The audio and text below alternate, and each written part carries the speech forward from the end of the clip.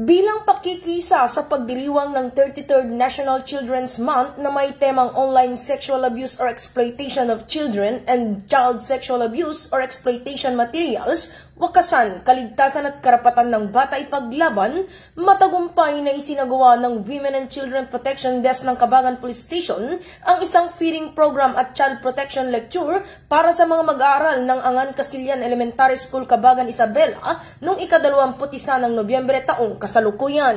Sa naturang aktibidad, tinalakay ang online sexual abuse and exploitation of children o SAEC at children sexual abuse or exploitation materials o SISAEM. Ipinaliwanag dito ang mga panganib na kinakaharap ng mga bata sa digital world at ang mga hakbang upang maprotektahan ang sarili laban sa online predators at maling paggamit ng social media.